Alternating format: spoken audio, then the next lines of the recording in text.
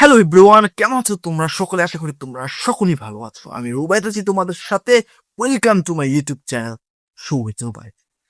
আজকে আমি Nahid pro YouTube channel নিবেদিত একটা অ্যানিমেশন ফানি ভিডিওর উপর রিঅ্যাকশন দিতে যাচ্ছি।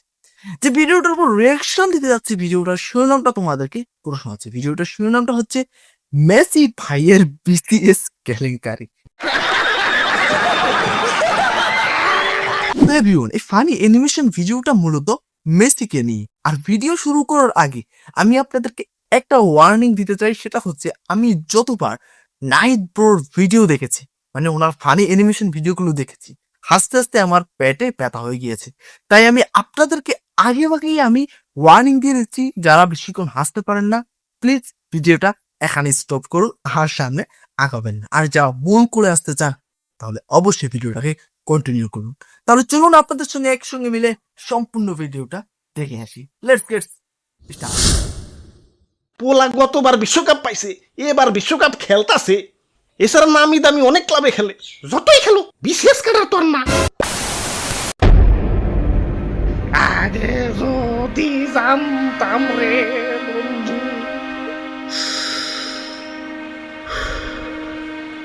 আরে মেসি ভাই, আপনি এটা কি খাইবার লাগছেন?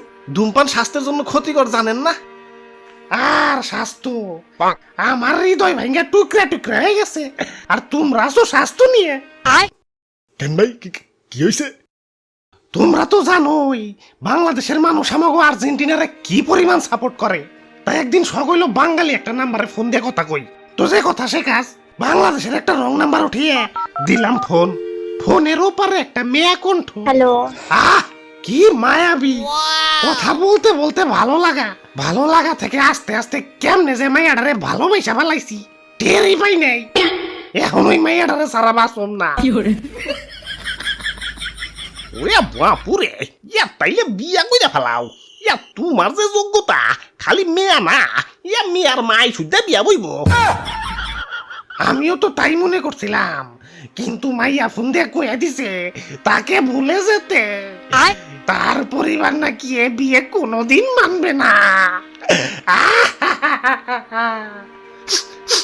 নেন ভাই, টিস্যু নেন। হিট বেরিয়ে গেল। আগে যদি জানতাম রে বন্ধু। ভাই কিছু একটা করেন। মেসি ভাই তো নেশা পানি করে বেলাইনে চলে যাইব। বুঝছি, ঘটকালি করণ লাগবো। চলো, আজকে তোমার লাভ ম্যারেজ না, অ্যারেঞ্জ ম্যারেজই করামু। আচ্ছা, মেসি কি পারবে বাংলাদেশে অ্যারেঞ্জ ম্যারেজ করতে? মানে বাংলাদেশি মায়েরা কি মেসির কাছে মেয়ে বিয়ে দিবে? তাহলে চলুন বাকি ভিডিওটা দেখে আসি।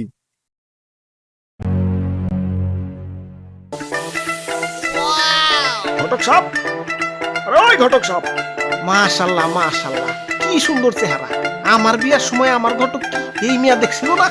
আরে ঘটক সাহেব কি কন? মাইয়া আমার পছন্দ হয়েছে না, মানে মাইয়া মেসি ভাইয়ের পছন্দ হয়েছে। তাহলে দেরি কিসে? বিয়ার দিন তারিখ ফাইনাল করে ফেলাই। আরে রাখেন, আপনার আমাগো মেয়া দেখলেন, আমরা আচ্ছা আচ্ছা আচ্ছা আচ্ছা,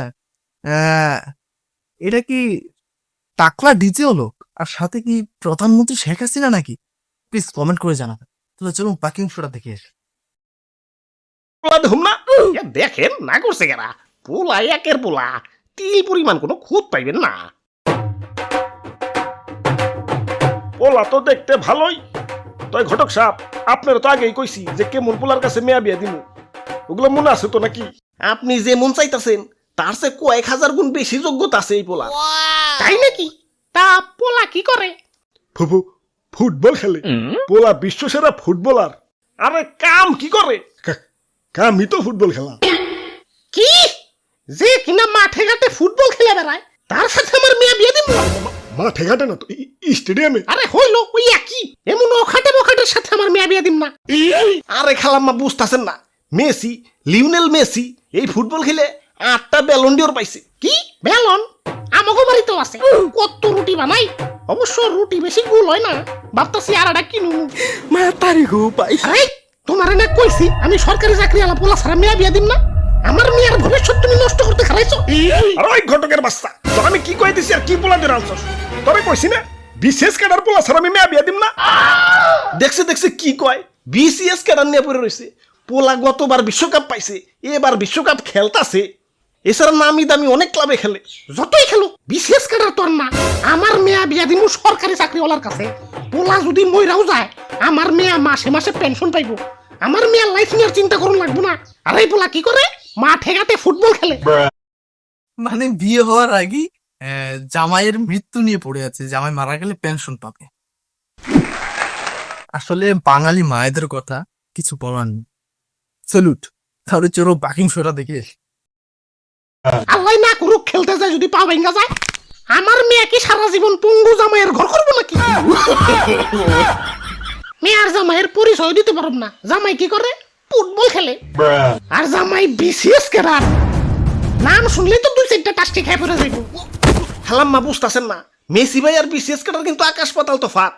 ওইটা তো আমিও কইতাছি। ওই বিশেষ ক্যাডার আর কই ফুটবলার। ছি! আপনারা এখন আসতে পারেন। শুধু শুধু খাবার গিলা নষ্ট হইল। আমি মরুম। সকিনে, তোমাকে বাড়ি থেকে একটু বিষ হইব না? আমি বাসুন না। একটু দেখেন না, কোনোভাবে যদি একটু অ্যাডজাস্ট করা যায়। এ পোলাটা আপনার মেয়ারে প্রচন্ড ভালোবাসে। কি সকিনা, কথা কও না কেন? একটু বেশি তো চাইছি। আইনা দাও না। কি কোনোভাবে কি মানান যায়? না, কোনোভাবে মানান যায় না। এটা বেকার পোলার কাছে আমি আমার মেয়ার বিয়ে দিতে পারি না। মেয়ার ভবিষ্যৎ বলে তো কিছু আছে নাকি?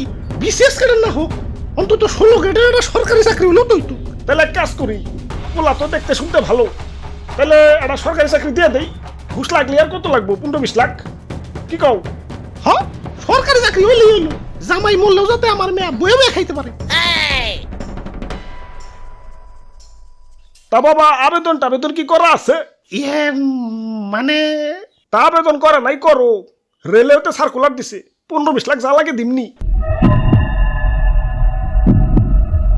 কি হলো? যাও আবেদন করো। কি হলো? না মানে পোলা তো 17 বছর বয়সে বার্সেলোনায় ঢুকছে। পড়ালেখা করার অতটা দরকার পড়ে নাই।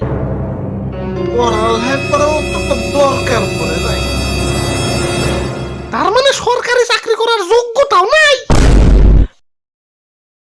রাখ, ফলটা যেইনে আসিল হেনে রাখ।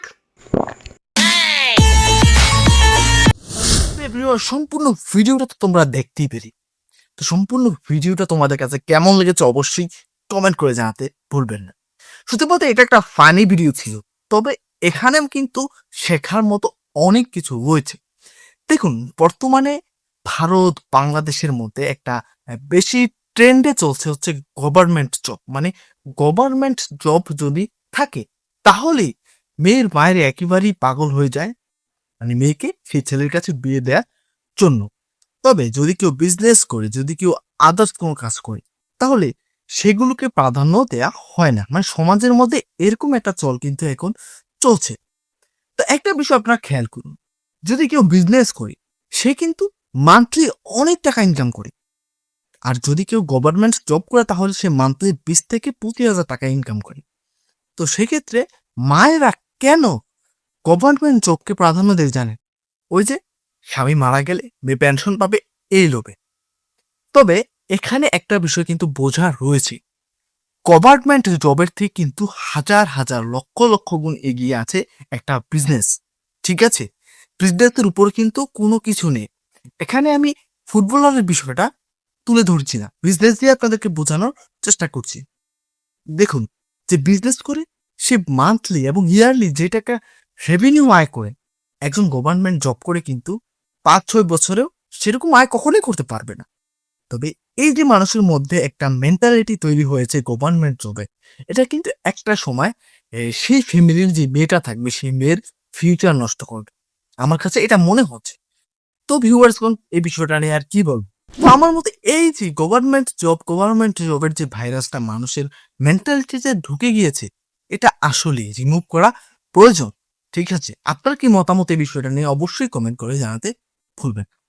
তো ভিউয়ার্সগণ, এই ছিল বিস্তারিত। তো ভিউয়ার্সগণ, আজকে সম্পূর্ণ রিঅ্যাকশন ভিডিওটা আপনাদের কাছে কেমন লেগেছে? যদি ভালো লেগে থাকে আপনারা চাইলে আমার ইউটিউব চ্যানেলটাকে সাবস্ক্রাইব করতে পারেন, ভিডিওতে লাইক করতে পারেন, কমেন্ট করে আপনাদের মূল্যবান মতামত জানাতে পারেন। তাহলে বিদায় নিচ্ছি, এখানে দেখা হবে পরবর্তী কোনো একটা ভিডিওতে। ততক্ষণ পর্যন্ত সকলেই ভালো থাকবেন, সুস্থ থাকবেন। Tata, bye bye.